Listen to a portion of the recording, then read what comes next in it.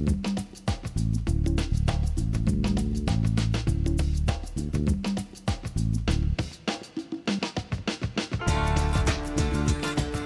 was birthday. That was my birthday, yeah. Well, the best made plans, right? Thanks, Bill. I'm sure that was a dig for me. Everyone, we're gathered here today to celebrate the life of Bill Barnes, a husband, a brother, a beloved friend, and a mentor. Today, we honor his legacy and the love he shared with all of us. As we come together to remember Bill, let us reflect on the joy and laughter he brought into our lives, and may his spirit continue to live on in each of us. Though our hearts are heavy with grief, we are here today to remember and reflect on his beautiful life. Now, not one for formalities or sadness, Bill requested a celebration of life with your colorful Hawaiian shirts, telling lots of stories and cherishing memories of him. Bill was born in Columbus, Ohio. He is survived by his wife, Carol, for 40 years, his dear brother, Bradley, and his hound, of course, Luna May. He was preceded in death by his parents, Don and Pauline Barnes.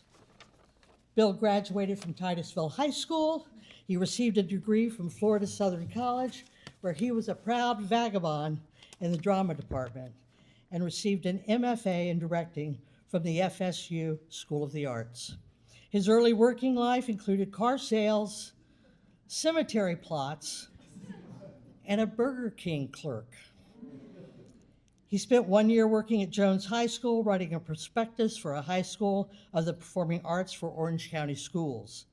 Bill's career as a union stagehand began in the 1970s at Walt Disney World as a technician at the Polynesian Luau, top of the world at the Contemporary Hotel, and as a member of the Fawn Ballroom crew. He worked conventions and special events. His career also took him all over the country with 4 Broadway show tours.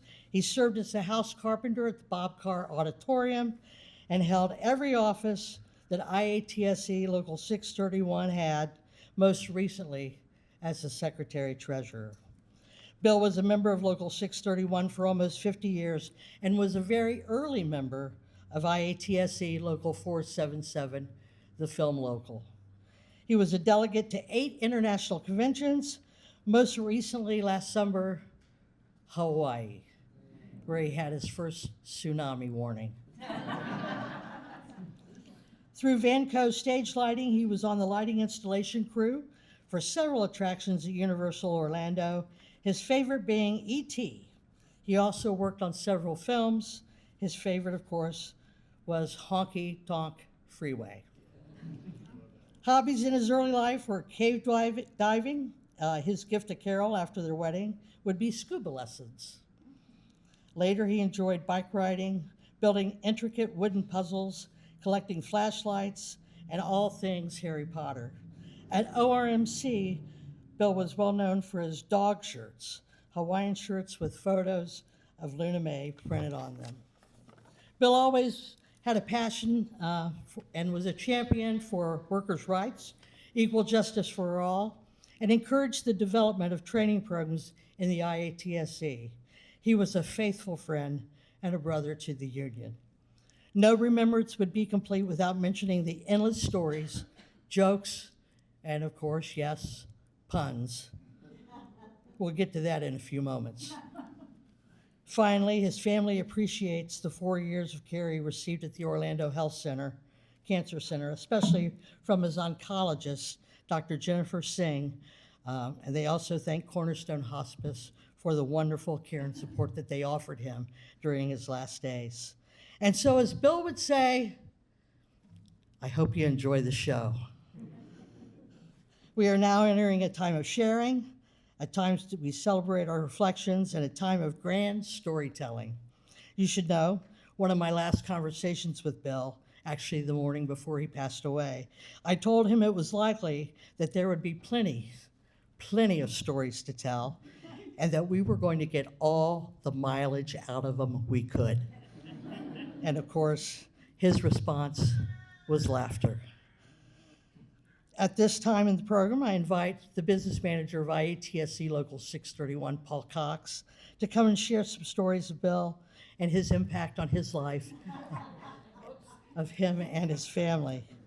He will be followed by a couple of very cherished friends from his college days, and then we'll leave a little bit up to you. Come ahead, Paul. Join us up here.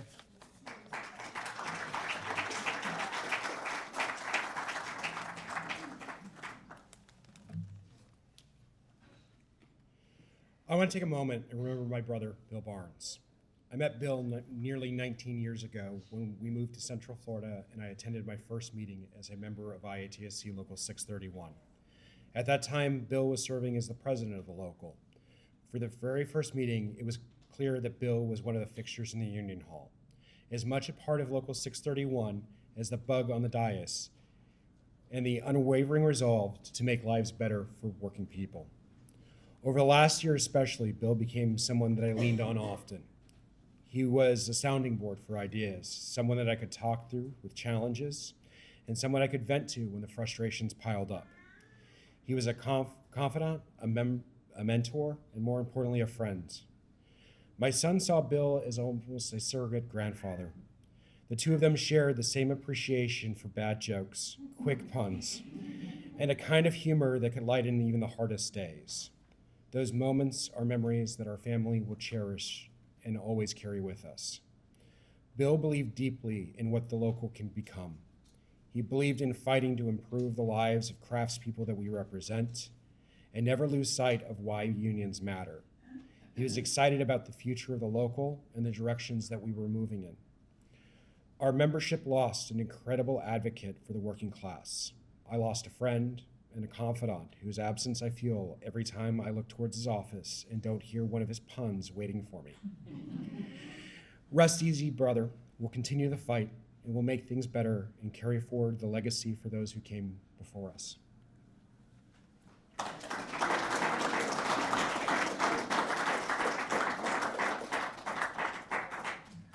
At this time, we're going to welcome Larry and Mary Lee.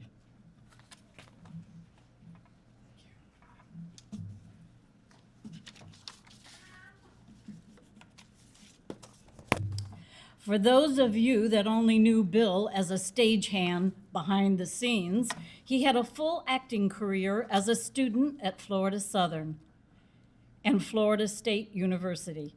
In fact, we have his awards here for winning Best Actor in a Leading Role at Florida Southern, his senior year for Where's Charlie, and his award for Best Supporting Actor from Titusville High School for Web of Murder.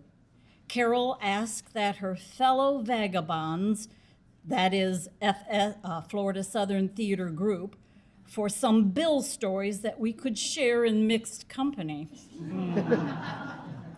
So, here we go. At Florida Southern College, there were 3 seniors who were cast in most of the major roles. Ray, who always knew his lines and everyone else's. Bob, not perfect on lines, but he'd get there. And Bill, never sure if he exactly knew his lines perfectly, but he was the actor you wanted to be on stage with if you were in trouble. Bill could always ad-lib something to get things back on track.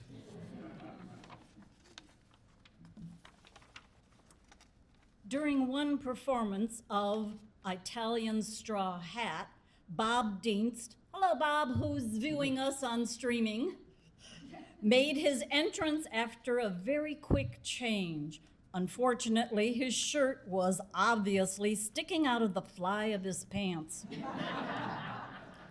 The details are a bit fuzzy, but Bill either said, "Boban, zip up your fly," or "Boban, who dressed you?" But it brought the house down anyway, and the audience loved it.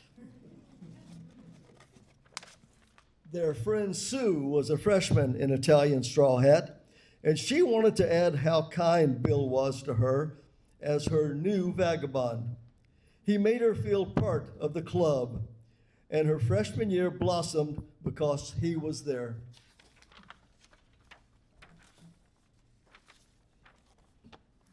Romeo and Juliet. Connie was a prompter for Romeo and Juliet. Bill was the only person she knew who could make up Shakespeare lines that fit perfectly. As Friar Lawrence, Bill had a long monologue at the end of the play. We've already established Bill didn't always have the lines exactly as written. One performance, he made his entrance stage left. Well, Bill said he went blank on that first line of the monologue, so he slowly crossed to stage right, where the line finally came to him, and he finished the monologue, and the play ended. That cross was probably 10 to 15 seconds of complete silence. After the show, many people complimented him on that dramatic and heartfelt scene. Little did they suspect he was trying to remember a line. These are a couple more statements that were sent in. Steve mentioned that he studied in Germany as part of an exchange program with Florida Southern in 1972. Bill had just graduated and flew to Freiburg to fill Steve in on all the happenings at the theater department. Steve says the time was rich with laughter. It always was with Bill nearby. Bill and Carol visited with Steve and Sally Ann, his wife, and fellow vagabond just this past March at the Florida Southern homecoming. Bob sent several best qualities. Bill always tried to be the best version of himself, and more often he would put on the best face, even if he wasn't feeling it. After all, he was a great actor. Bill was one of those people who could make him laugh until it hurt, and he'd been doing that for over 5 decades. In 1972, Bob had a viral-induced heart attack. Less than 2 days later, Bill drove to Miami to cheer him up, which he did. He gave Bob a black and white picture of himself, his senior year in high school photo. He drew a mustache on it and autographed it, "Your friend, Omar Sharif." Anyone under 50 will probably have to do a little research. Finally, we come to Where's Charlie? Bill's Tour de Force, 1972 senior year musical. Yes, musical, as Bill was also in the concert choir at Florida Southern College. This was the first production that included both the choir and the drama department. Bill loved doing the dual role of Charlie and his aunt, so many stories were shared about this show, but here are 2. As Charlie, Bill sang the song Once in Love with Amy as a solo, and it had a dance break in the middle of it. Putting it nicely, Bill was not a dancer. So he made a comic routine as someone who couldn't dance. The audience loved it. That's where you learn so many of those tricks. Yes. As the aunt, Bill wore an old lady gray wig. Part of the set was a real tree, set in a rolling platform with seating around it. One performance, the wig got caught in a tree branch. Without missing a beat, Bill broke off the branch and finished the scene with that small branch sticking in his wig. As a side note, that tree was planted in the courtyard outside the theater, and 13 years later, on September 25th, 1985, it was under that now large tree where Bill proposed to Carol.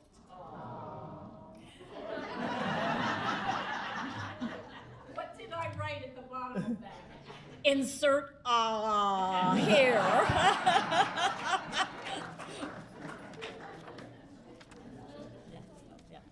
I would just like to add that I've known Bill and Carol since fall of 1986. That's over half of my life, and I'm no spring chicken. In all those years, I have never seen Bill enter a room without a genuine smile on his face. He was a true Southern gentleman and treated everyone with kindness and respect.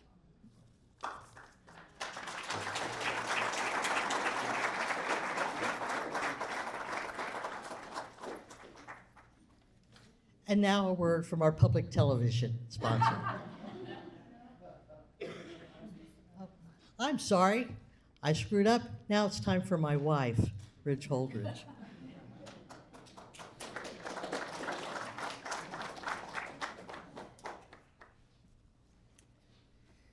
Not a public speaker, but I'll do my best. We all had the honor of working with Bill the last 3 years in the office of Local 631. And with that honor came lunches every single day where we were, regaled with his stories of the road and puns. Puns and puns and puns. So we had to tell him, look, we can't keep having these. We're getting, so you're allowed 3 a day. So at lunchtime, we'd sit there. I would tell him, Bill, you can't remember what I told you to do 3 hours ago, but you can remember a pun off the top of your head based on something that we've said. So he would say one, and we'd all go, that's one. So it got so bad that we had to send a letter home to Carol.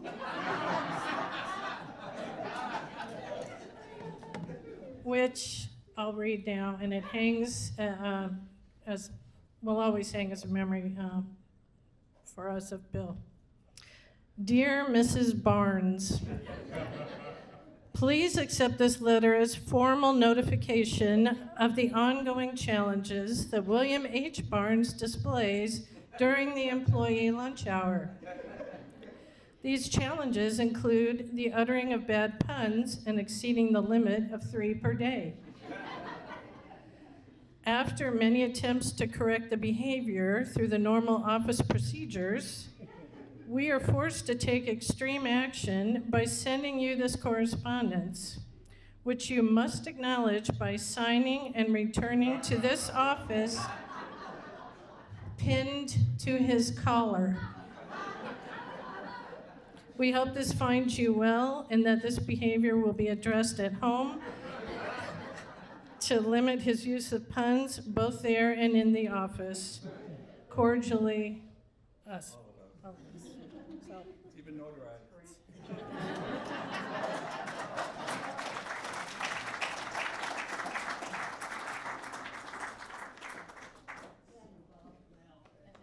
Now PBS gets represented.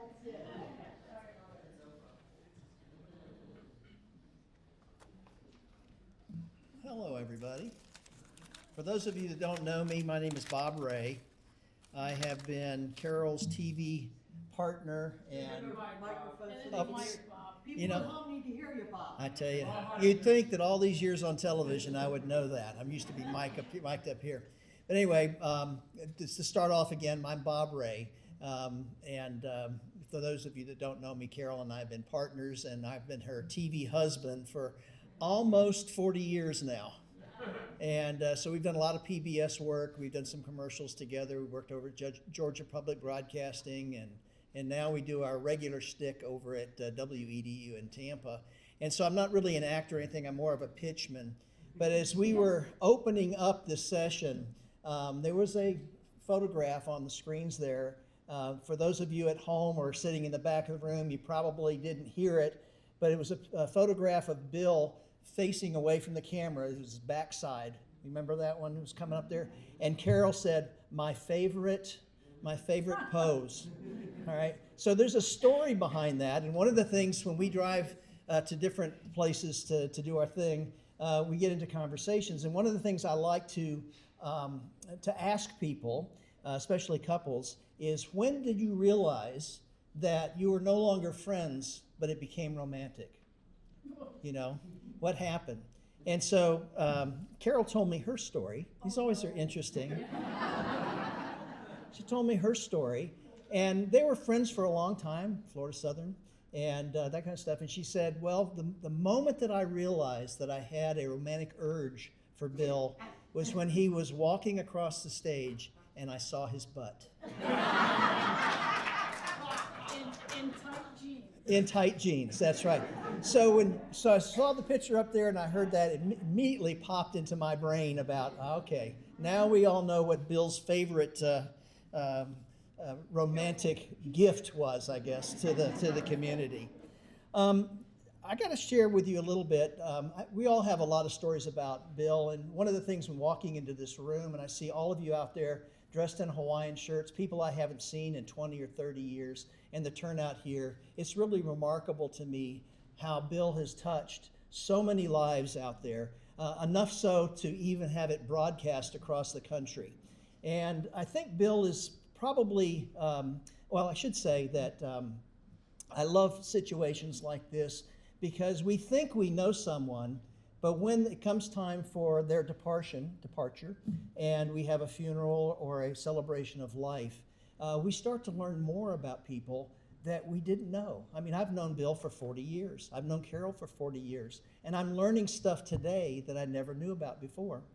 And I think one of the gifts of Southern funerals in particular is the telling of stories. When we get together and we're greeting each other and we start to tell Bill stories and we learn more about him. It's kind of like when you look at the moon, you see just one side of that moon. But there have been people that have been on the far side of the moon and they can describe what it's like there. And when we get together and we start telling stories like this, we get to know more about that person. It's a sharing of that and how that person has touched us. And I think that's one of the wonderful things about Bill. I think that my story about Bill can be summarized in a couple of words. Obviously, he was talented. Obviously, he had a passion, a very strong passion and commitment for the Union. He was gentlemanly, engaging. He was funny.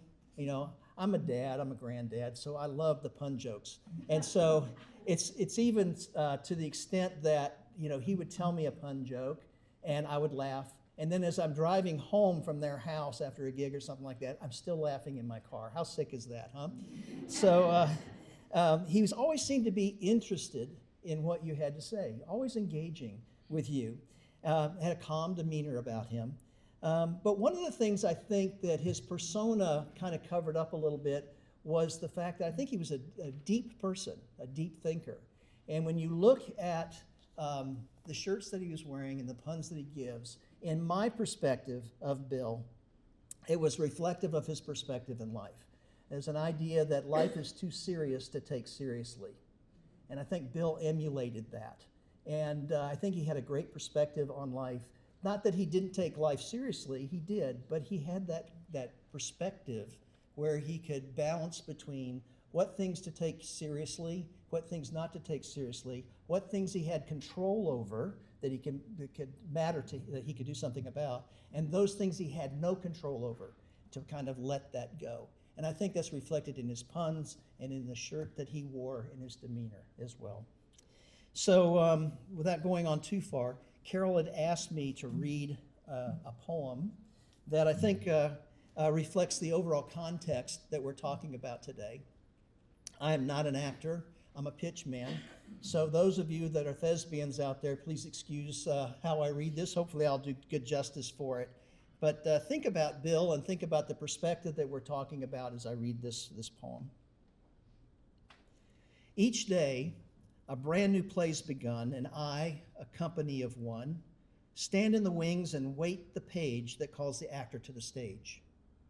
Not knowing what my lines will be, or if there's a part for me, for through the play is without end. Each day the curtain shall descend on some. And when my curtain falls, if I have no time for curtain calls, let this then be my exit line. The best part in the play was mine. And I think at this point we want to invite people to come up and share their stories. Is that correct, Kim? Share their stories of Bill and enlighten us a little bit on that. Thank you very much.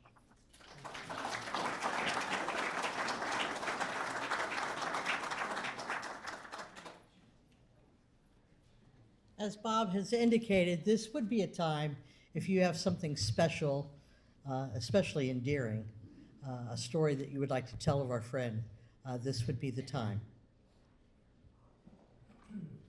All right, here we go. Hello, everyone, and thank you for being here. My name is Mickey de Jesus. For those of you who are not aware, I am the interim secretary-treasurer. I have taken over Bill's job. I don't know if I'll ever be able to fill that man's shoes. In a couple weeks, in a few weeks, in about a month, I will be the actual secretary-treasurer. I ran uncontested because Bill, no, because Bill nominated me and endorsed me for the position. So I kind of feel that it was his fault that I ran uncontested. I actually think he went and told people, you know, none of you run, it's his. I want him there. So this whole thing started when I was going to Valencia Community College, and a friend told me, if you want to work at Bob Carr, I had said, I would love to work at Bob Carr. Well, if you want to work at Bob Carr, you can go to the union, you can take a test. If you pass the test, you get a union card, and you can become a union station and work at Bob Carr. It's like, okay, I'm going. So I go to the union hall. The man at the desk, Bill, asked me, how can he help me? And I tell him my quick story. He's like, well, I was told that if I take the test and I get the card, I can go work Bob Carr. And there's a bit of silence, aside, and here, sit down. And a couple months later, I had my card, and my union career started, and he has watched over my union career throughout all this time, almost 40 years now. So everything that I have done and everything that I hope to do is because of him. He has been my mentor throughout this roughly 40 years or so. And I know it's gonna be, I'm not gonna be able to fill his shoes, but I will give it my best. And yeah, again, I'm here because of him.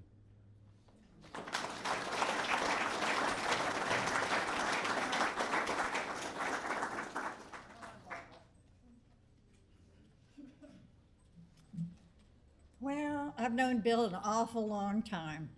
I don't remember even meeting Bill. It seems like he's always there. Started at Bob Carr in 1980, he was always there. But he was doing a show over in Lakeland at the Pied Piper Players in early 1985. And I thought, what a great idea. I'll go see Bill's show. Well, starring in that show was Carol. Now, a side note is I was out to here pregnant with my second child. I go to the show was great, went backstage looking for Bill to congratulate him, and I hear this call, "Hey, Bill, there's a pregnant woman looking for you."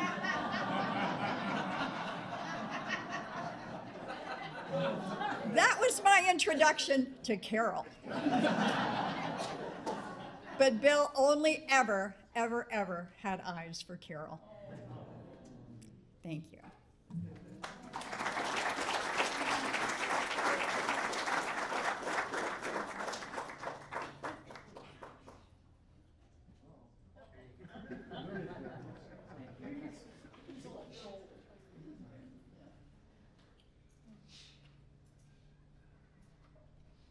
I'll lay a little groundwork. I'm Stitch Crisp, and my brother Terry Crisp was working with Bill early on at Disney, and they were part of that early group of things. There's a 5-year age difference between the two of us, and at the time I had moved into a house in Neela Isle. It was my first place away from my parents' house. I had a roommate, piece of work. Our rent was $125 a month. We had trouble making the rent. So my brother, working with Bill and all that there at the Stage House. Now me, I had a job where I worked in a room with no windows and 2 printing presses for 8 hours a day. My roommate went to school part-time, made more money than I did with VA money that was part of this thing. So I came home from work one day, my roommate busted my chops. I just want to get in the shower. I just want to put the day behind me. Get in the shower, and it was the kind of house you could go in the kitchen and play with the waters and really mess with the person in the shower. He made the mistake of coming in to gloat about it. I dove through the shower curtain, and we went to Fist City.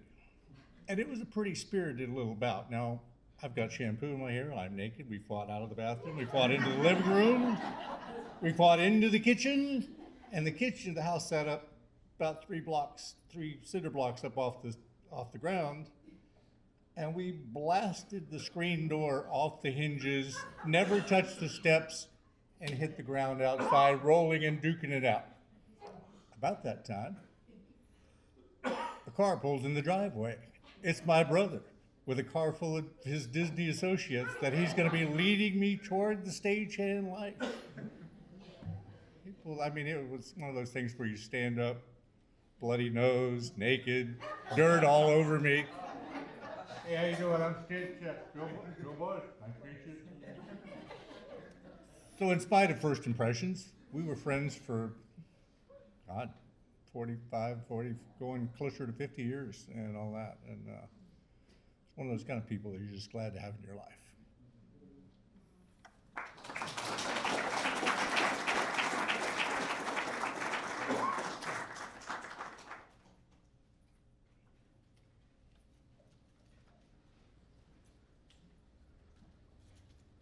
Is this removable? No. Check. Sorry, I do stand-up comedy, so I'm used to doing this. For you who don't know me, my name's Asunga. I don't have anything prepared. I'm riffing right now, but especially at times of funerals, I'm remembered of a quote from the Buddha of, "Thousands of candles can be lighted from a single candle, and the life of the candle will not be shortened. Happiness never decreases by being shared." And that's something I think Bill was. Ever since I joined this union, Bill was someone who was always there to encourage me, have a joke, take the time to talk to me. And I think that's one of the most memorable things someone can give to you is their time. As someone who lost their father when they was very young, there's an appreciation that comes from the passing of another person. And Bill was definitely that person for me who either was always encouraging me to be someone better, or at the very least, lifting myself up, because that's the true test of leadership, is the fact that uplifting others to see themselves as something more than they were originally thought they could be. And Bill was that person for me, whether it was in the long march of the organization effort we have going on. He would always stop in, ask us how we're doing, and just be a positive source in the world. And for that, I'm so thankful to have known him and known all you people. So rest in peace to a legend.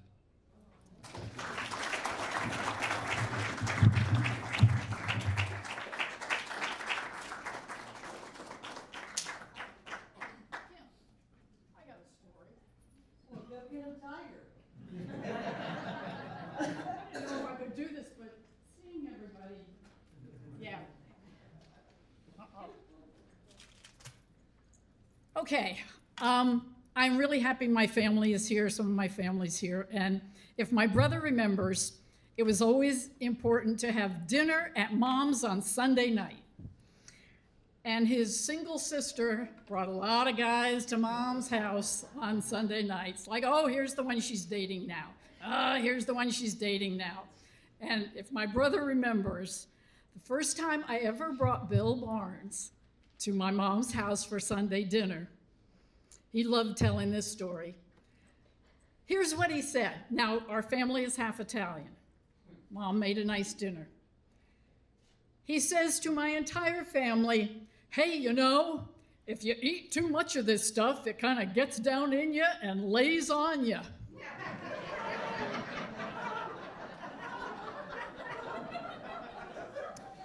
That was not the reaction that I got. I laughed. My mom kind of smiled, and I know my brother just sat there and went, oh, good golly, what did she bring home now? But that was his introduction to my family. And that is probably a variation of his introduction to all of you. Continue telling stories while you're here. I am eternally grateful for everyone that's come, everyone that's contacted me, everybody on the live stream. I think Glenn in Australia, I don't know what time it is there, but hi, Glenn in Australia. He was a special guy. We all know that. And I had, 52 years of knowing him, 40 years being married. So, that's all you can hope for in this life, is to have somebody special. If I can say one thing, if you're estranged from friends or family, call them, talk to them now, because you don't know how much time, time moves on. So I love that everybody's here. It's a party. If Larry hasn't eaten all of the food, there might still be some food and things over there. Kim, you got anything else to say? I bet she does. All right.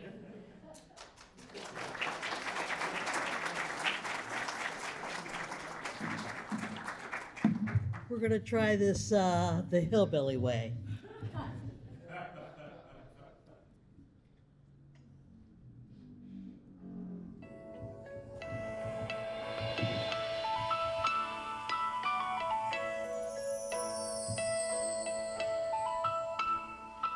The secret of life is enjoying the passage of time.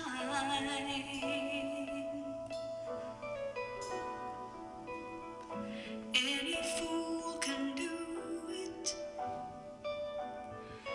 There ain't nothing to it. Nobody knows how we got to the top of the hill. But since we're on our way down, we might as well enjoy the ride. The secret of love is in opening up your heart.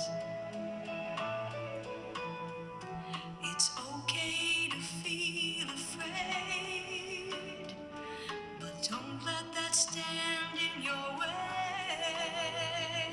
'Cause anyone knows that love is the only road.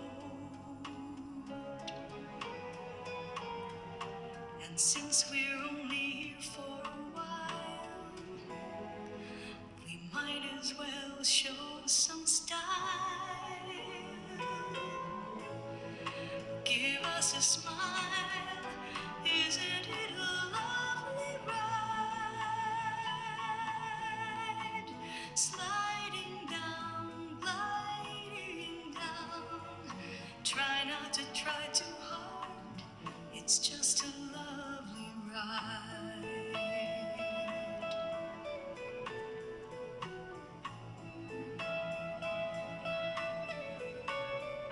Now the thing about time is that time isn't really real. It's just your point of view. How does it feel for you? Einstein said he could never understand it all.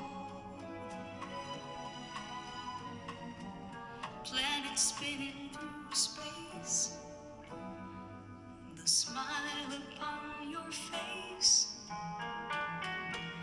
Welcome to the human race. Isn't it a lovely ride? See me sliding down, I'll be gliding down. Try not to try too hard, it's just a lovely ride.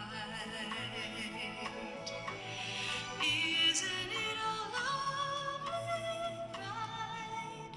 See me sliding down, gliding down. Try not to try too hard, it's just a lovely ride.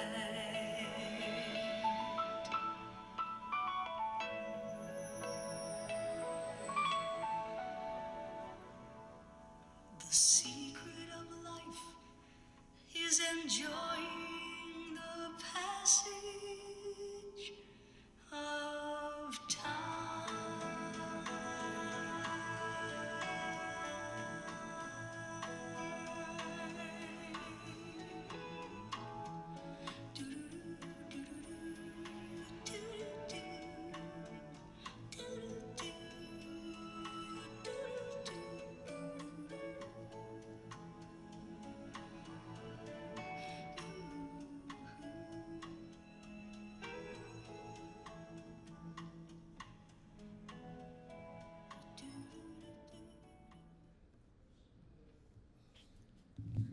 Bill was not an average guy. He touched so many lives. He loved so deeply and unconditionally.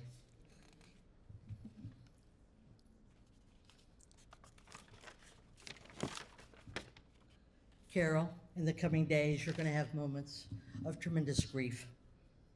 And we need you to know that we're all here for you and we'll always be here for you. And Bradley, you're our family too.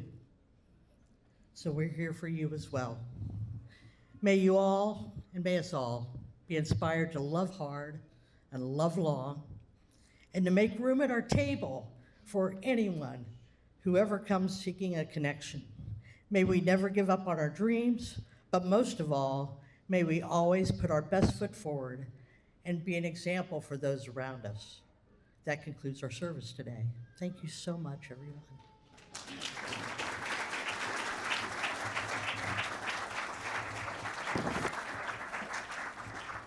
Let's eat cake.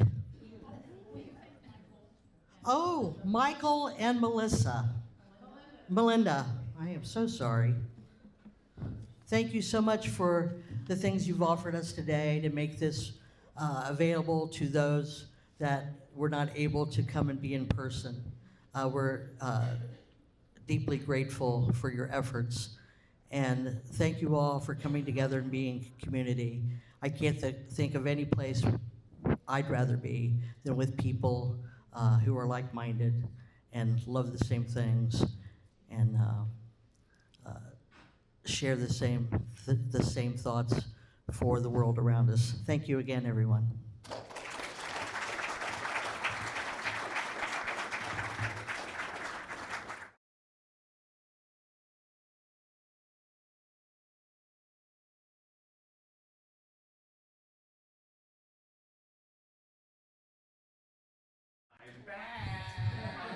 We have a guy from Kentucky and a guy from Connecticut. So who knows where this could lead us? I didn't see you.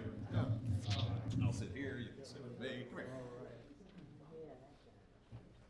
So I enjoyed Bill's wit, dry wit, puns, everything, more than some people, I think.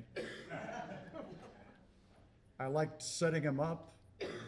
I liked closing his jokes for him to throw the punchline or make the punchline even better.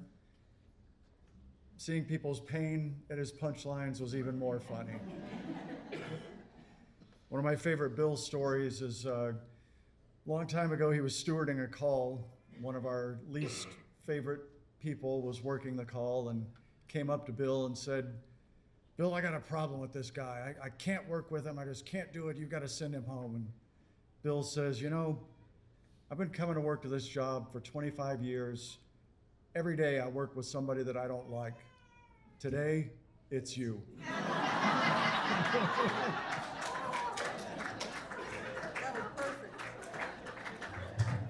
Hello.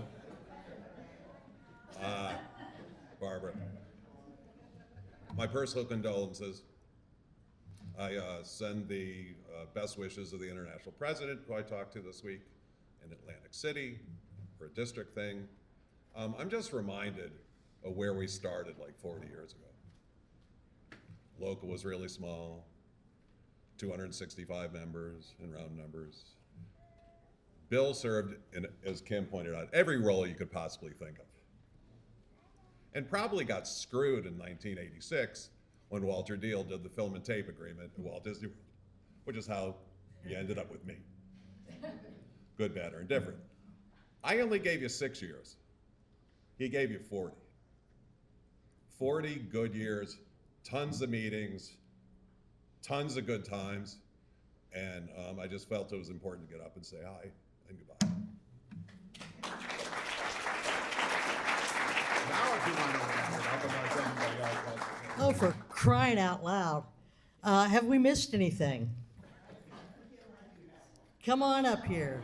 We got one more. Yeah. All right, I wasn't going to do this, but I just saw a couple more of the OGs, so I gotta now. So, I met Bill in June of 1977 when I was the 10th woman hired at Walt Disney World as a stage technician, which, by the way, for 10 of us to have been hired in 1977 is phenomenal, and we really ought to give Disney a couple of creds for that. But Tony Seneville and his wife Jeannie are over here in this room. They were part of that OG, that original group. There was 30 of us that supported Walt Disney World back then. We did everything. Bill not only was the follow spot operator up at Top of the World, Jeannie Seneville was the other one. None of the rest of us were ever allowed to do the follow spot at Top of the World. We could do the luau, or we could do hoop-de-doo, but we were not allowed upstairs.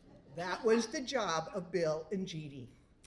So, I have another person to introduce you to, and that's Gene Columbus. He's sitting over here in the third row. Gene was my first stage manager at Disney.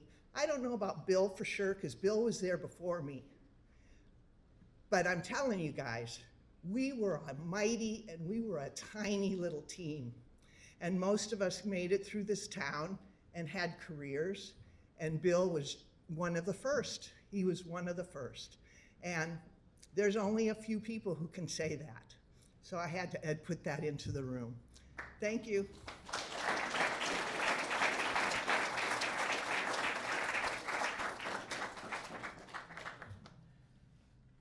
Anyone else? Come on. We got time. We got this room till 4 o'clock.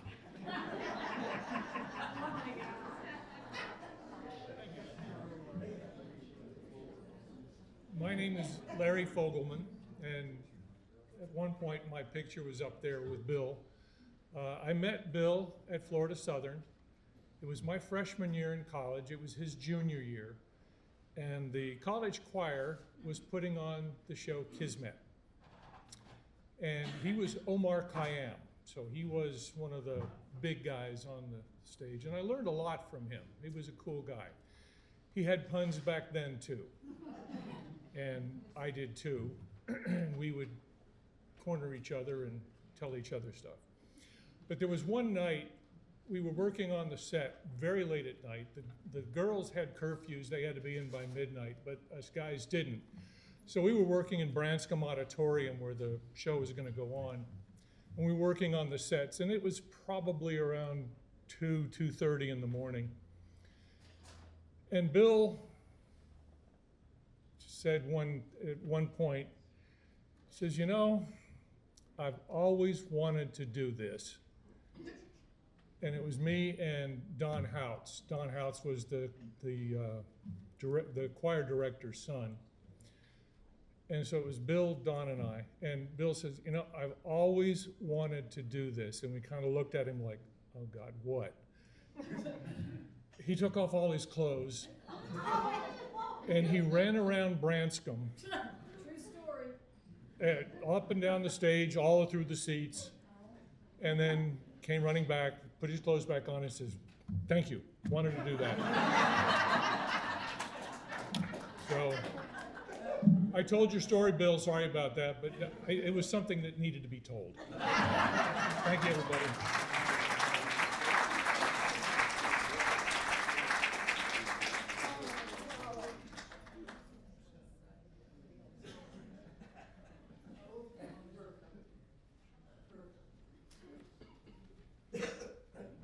She knows way too many stories. I hate to disappoint you, but I don't have a naked story Bill from Bill. Sorry. I just want to let you know that I was in the office for 22 years, and Bill was one of the kindest men that ever came through that office. And after my first husband died, he supported me along with all the rest of the people in the office. And then I got back in touch with the love of my life, who was my high school sweetheart. And he and the others supported me. But my second husband, Charlie, which a lot of you know, was probably one of the purest soul people that I ever knew. And they always say it takes one to know one. And we got home one day after he had been to the office and he had been talking with Bill. And he looked at me and he said, "That man is pure. His soul is pure. He is just the most wonderful person." And a little story was, Carol made some cookies one time, and evidently they didn't come out the way they were supposed to. And she sent them with Bill to the office. And Charlie happened to be there, and so Bill offered him some cookies, and Charlie took a couple, and went crazy. He said, "These are the best cookies." And so every time Carol would make them, and he would bring them in, and he'd give them to Charlie. Of course, they weren't quite the same as the first ones because the rest of them always came out right. But he did. And then after I retired, every once in a while my phone would ring and I would see Bill Barnes. And he kept up with me and Charlie, and just out of the blue would call and say, "How you doing? How's Charlie doing? How's everybody doing?" And I had the great privilege of April. I was going to be in Orlando, and he went ahead, and I called him and I said, "I'd like to have lunch. I'm going to be in town." And so just the two of us were able to have lunch and just had the most wonderful time for about 2 hours. And he shared a lot with me. And it was the best memory I could have had of Bill. And just know that he did have a very, very pure soul. Thank you.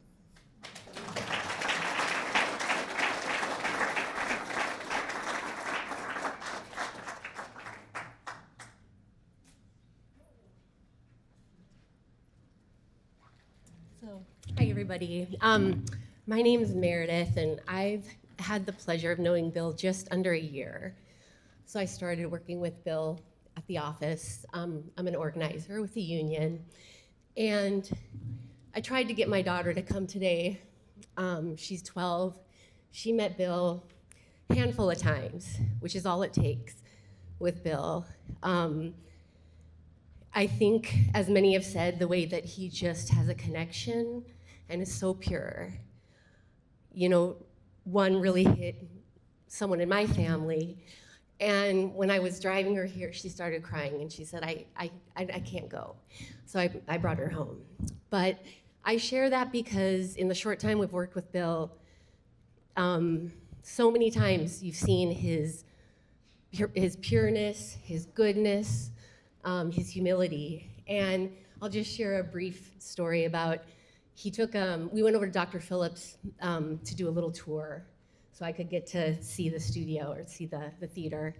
And his humbleness and humility really showed, because the minute we got there, so many people were so happy to see Bill. Every person we crossed had a smile, and you could see the connection that Bill had made with them. I felt like I was with a celebrity walking around, because everybody said, "Oh, Bill, so good to see you, so good to see you." And it just showed he had no ego. He just had pure goodness and wanted to do the right things. And he also wasn't afraid to speak his mind. You know, and numerous times that we would see him really speak about being good and the importance of that. And I have other funny stories about Bill, and every time I hear a pun now, I just say, okay, Bill is doing that and laughing. But just the most, I feel so grateful to have had the time with him, and know that he carries on in everyone that he has met. So grateful to have had time with him.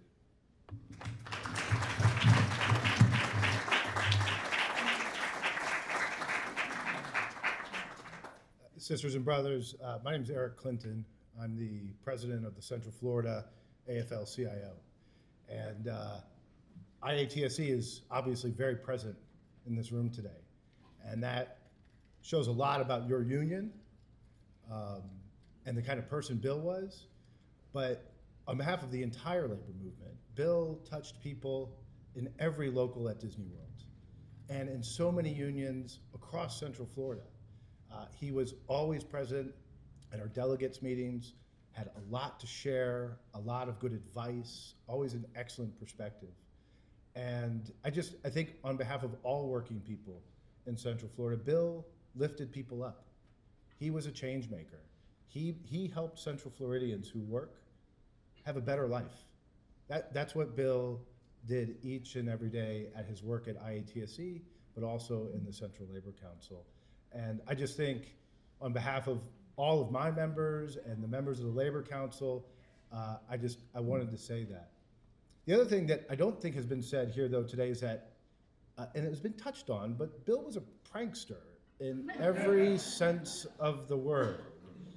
And I invited a good friend of mine a couple years ago. This is how we're all connected. A couple years ago, I invited a good friend of mine to our Labor Day picnic at Lake Eola. And I saw him there. His name's Matt, and his uncle's here. He spoke earlier. And Matt was talking to Bill, and they were really engaged. And I'm like, wait, how does my friend know this guy, Bill? Well, Matt's uncle, who already spoke, and his dad, who brought Bill to meet his uncle that day, have been in a prank war almost your whole lives, is that right? Yes.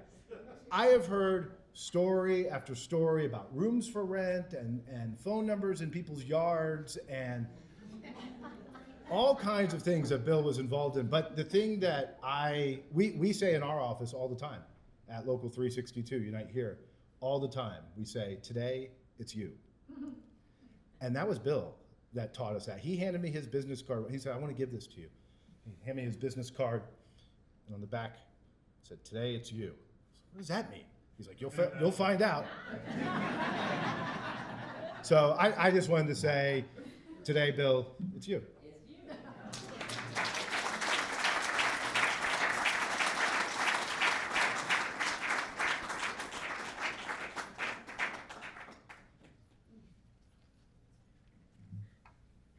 Do we have anyone else who would like to share? Again, this is not the room to be shy, as you can tell. Well, thank you again, everyone, for being here. Yes, Cecil Todd. Thank you so much, Cecil.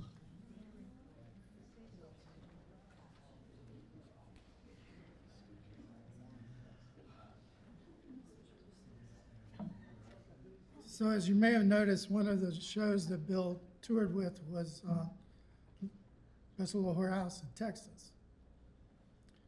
Well, when they arrived at Bob Carr and opened the truck, the chickens were dead. And Bill, being the prop guy, had to find new chickens. So we went out to a farm with Carrie Collier, and chasing the chickens around. And finally Bill says, well, you gotta be smarter than chickens. We'll come back when they roost.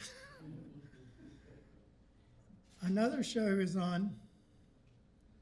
Bill walks into the stage with a Thompson submachine gun, fires the full magazine, and says, it's break time.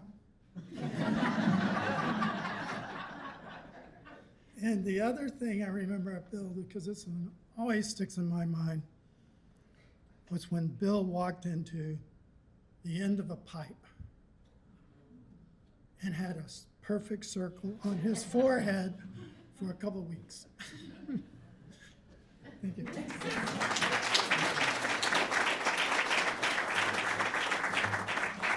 Thank you so much, Cecil. Theo, I see you in the back of the room. We just want to welcome you to the tribe. Theo worked at the Bob Carr for the city of Orlando and spent many, many years there at the theater.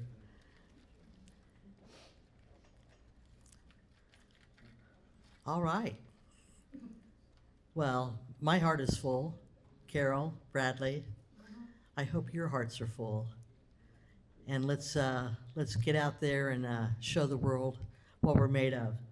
And please enjoy and celebrate with one another and share your stories. I know there's tons more. I told him we were going to get all the mileage that we could out of these. So there's plenty to be told. Thank you so much for being with us today.